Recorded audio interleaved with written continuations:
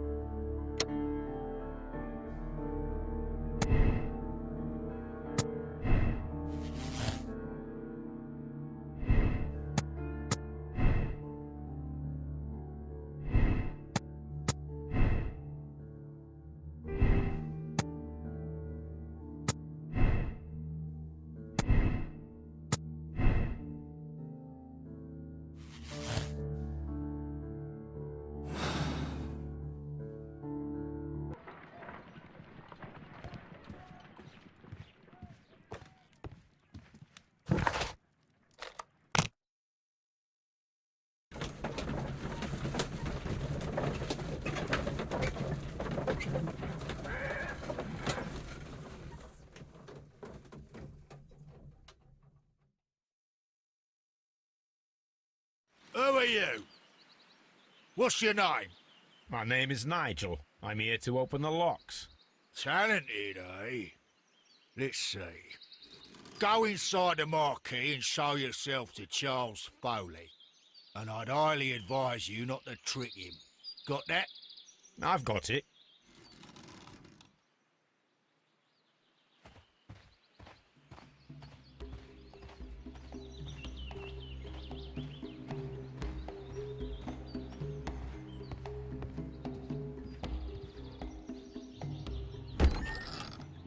So, everything is here, just as you asked.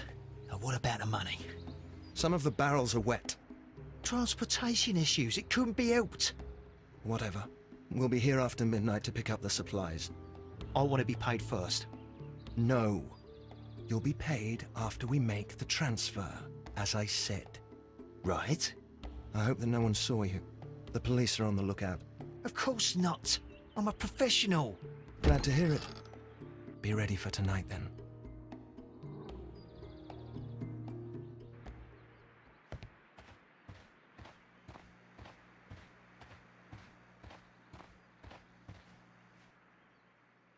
This printing press is old, but still quite capable of printing hundreds of pages per day. There are enough posters to paste across half of London's walls. That's a picture of a contemporary gentleman wearing a Robin Hood hat. Interesting. From lambs into lions. Those are words of encouragement and defiance. This poster was clearly made to fire up rebellion amongst the people.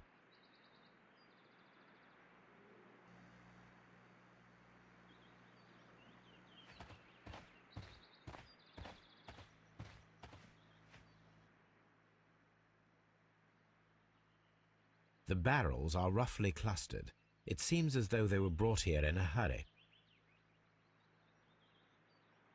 This wooden barrel is damaged. It is difficult to say what is inside. There is a spot on this barrel that was intentionally painted out. The crest of the Honourable Artillery Company. Could it be gunpowder? I need to be sure. Judging by the fractions and the scent, I can confirm that it is, in fact, gunpowder. Powder kegs, a printing press, and a great many blank papers. All of this was stolen by the merry men quite recently. And these poster samples. I am quite sure it is not a coincidence. The merry men are planning some sort of sabotage. Stop right there. Who are you? Are you Charles Foley? Maybe. They say that I can open any door. Do they now? We'll see that lock near the chains on the table over there. Open that.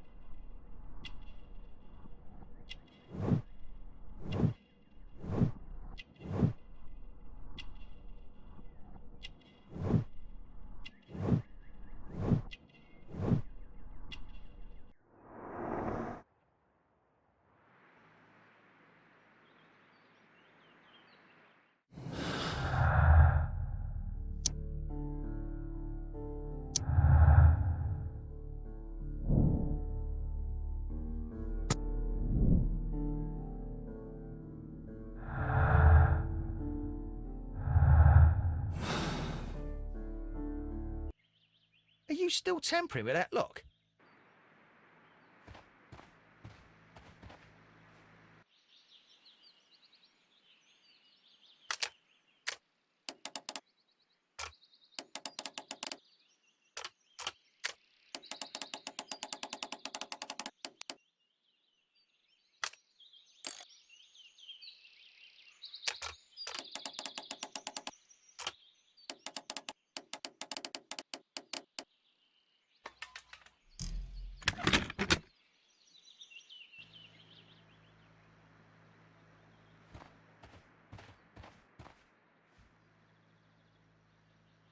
Ah, well, they're right. What's your name? Nigel Shirley, from York. Ah, Nigel from York. Never heard anything about you. How'd you hear about me?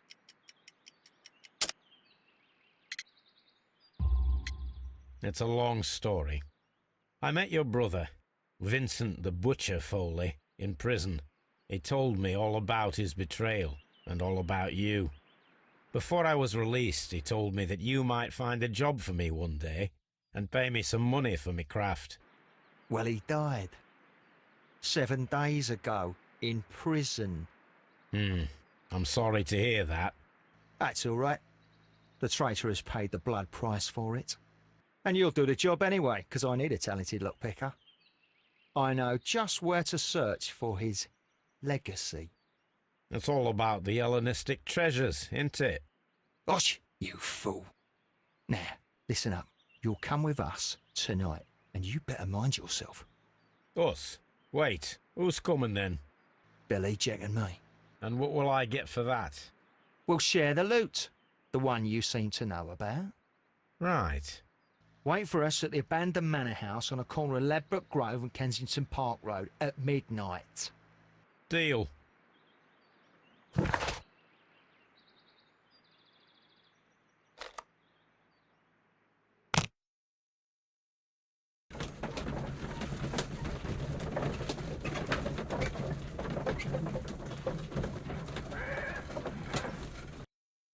Here I am at the manor.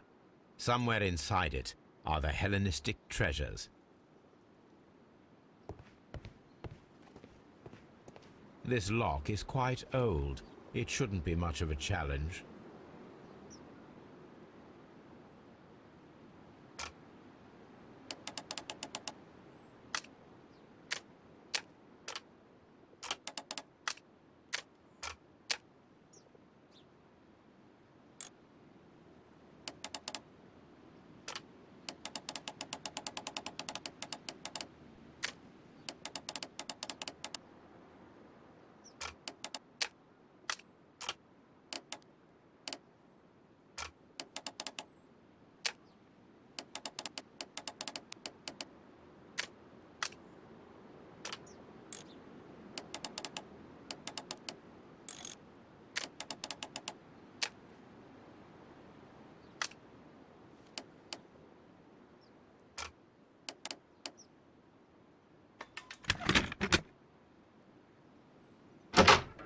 I need to find where the safe is hidden and lockpick it.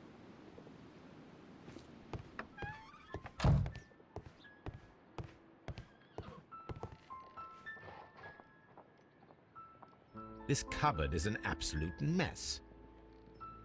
Several books have fallen from the shelves. It seems as though this cupboard can be moved. I'll give it a try. So, that's the lock I must open tonight. Let me see.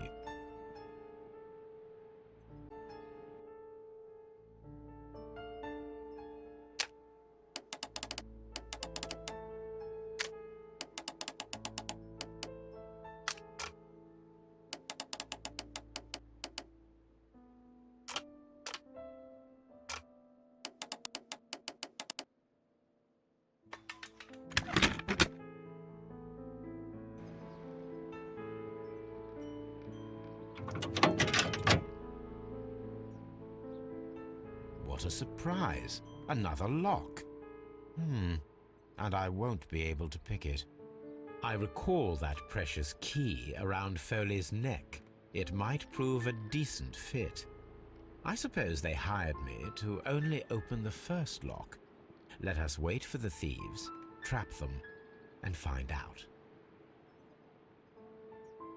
Let us check the thieves' possible escape routes in the event that they are caught off guard by the police from the front door.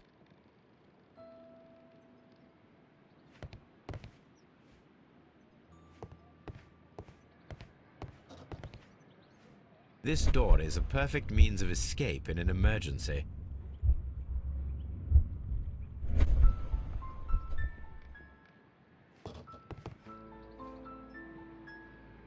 This should be useful.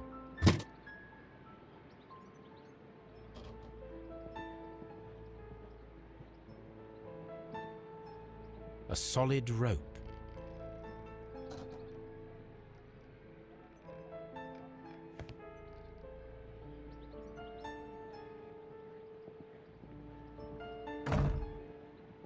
The door is now blocked.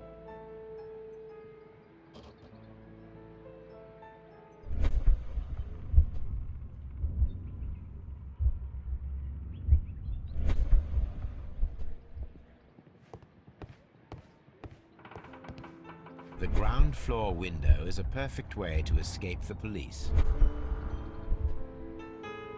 The ground floor window is a perfect way to escape the police.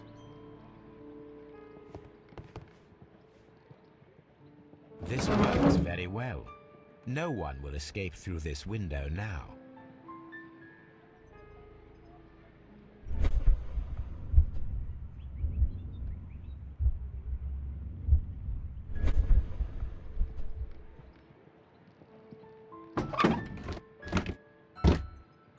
There is no ladder.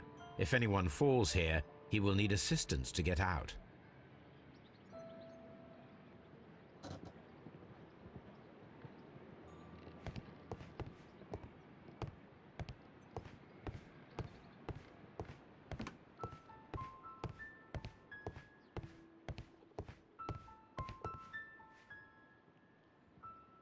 I wonder what this old chandelier is doing on the floor. It looks as though it was poorly attached. I suppose that the thieves already tried to open the lock with this formidable hammer, but they were unsuccessful.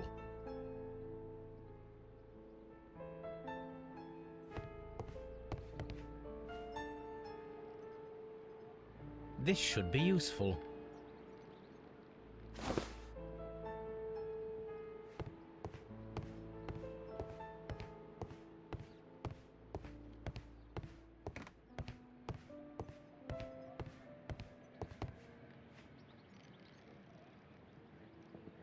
Now, it's not an open hatch, just a nice carpet on the floor. I should walk carefully here, else my plan will be ruined.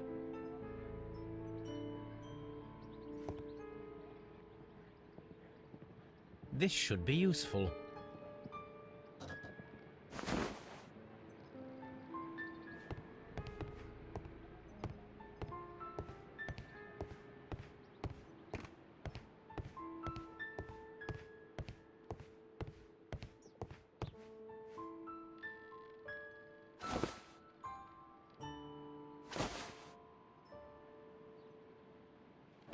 if anyone takes the hammer, the rope will uncoil and make the chandelier fall.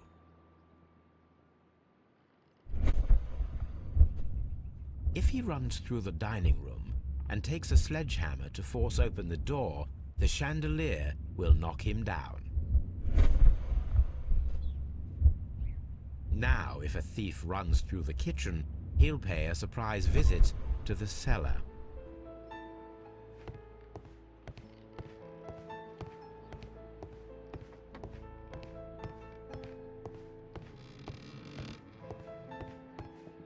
Although this window is high above the ground, it would be possible for one of the thieves to attempt to use it for their escape.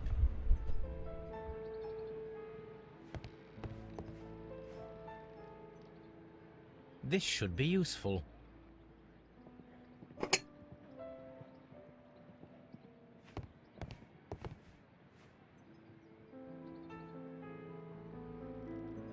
One step on these beads, and our thief will go flying.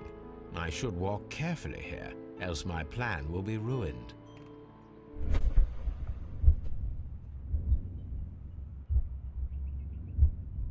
Any thief who finds his way upstairs will roll down very quickly. The traps for my circus companions are all prepared. I can leave now, but I'll return later with Charles Foley and his companions.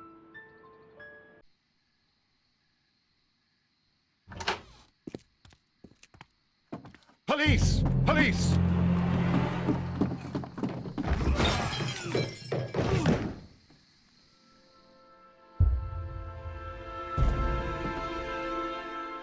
Stop where you are!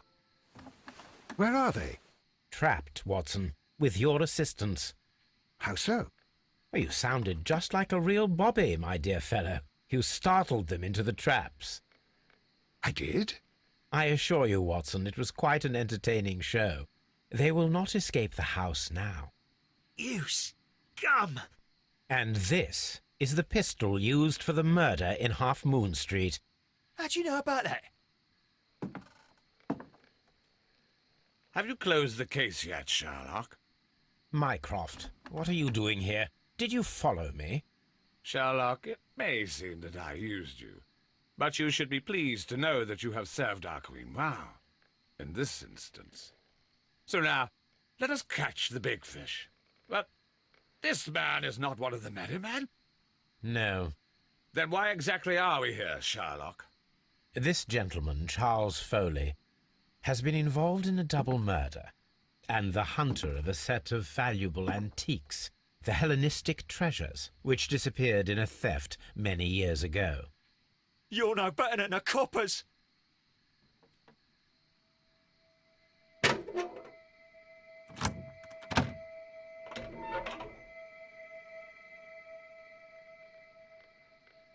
Holmes, that is incredible. The Hellenistic treasures. Indeed. Nothing but trifles. Where are the merry men? I don't know why you are asking me, Mycroft. They are yours to find. I'll see you soon, dear brother.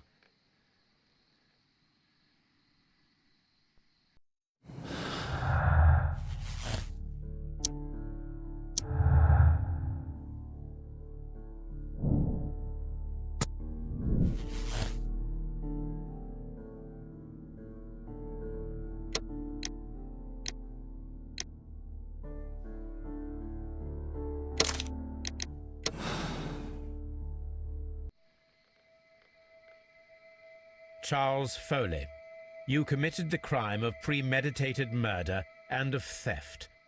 You will be severely punished for your deeds. You are pitiful, you Scotland Yard dog. Save your words for the gallows. I'm sure the journalists will love them. I shall leave now, Watson. Gentlemen, please take our friends here into custody. Where are you going? I have unfinished business. I'll see you at Baker Street.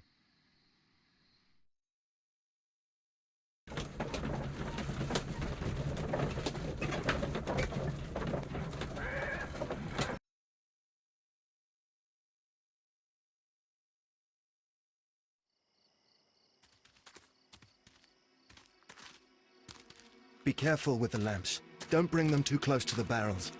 Good evening, gentlemen. Who's there? That is of no importance. What matters is who you are and the plans that you have here.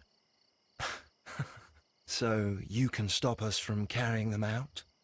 Eventually, yes. Hey, careful. You'll blow us all up. I'm listening. We are a group known as the Merry Men. But I suppose you knew that already. We are the men who've already lost everything of value in their lives. We are ruined shopkeepers. We are workers who were fired from their jobs. Honest people who were robbed. We were forced out from our homes and thrown onto the street. And all of this in the name of the so-called law. The laws that were set out by our government.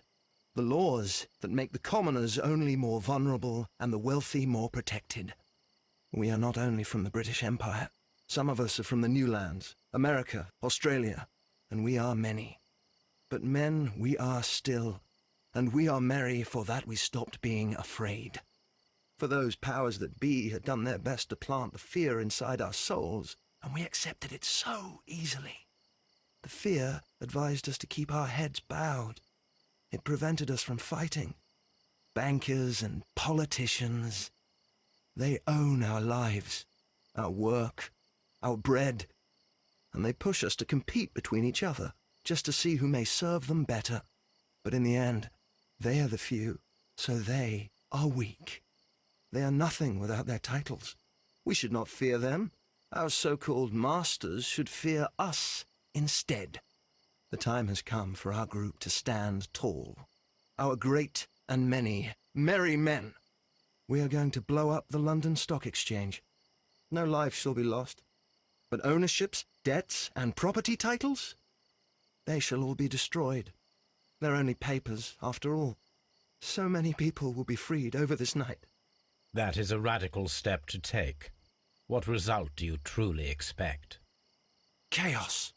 But soon people will understand that they are free, and that they don't belong to anyone. They will be able to work for themselves, together, without letting the rulers dictate what to do, and finally justice will arise. What you are intending to do is a crime. It is not justice. How do you see justice, then? Kids go to prison for a loaf of dry bread. And how many lords do you see punished for stealing from their people? Sending them to their deaths in mines or overseas to fight for land? Our masters wouldn't hear us. So now it's time to sing the song of the merry men. Will you let us do our duty?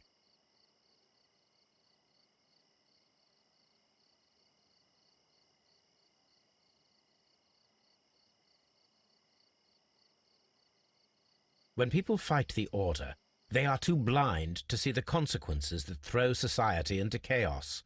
I shall stop your actions, but not you. Run. Now!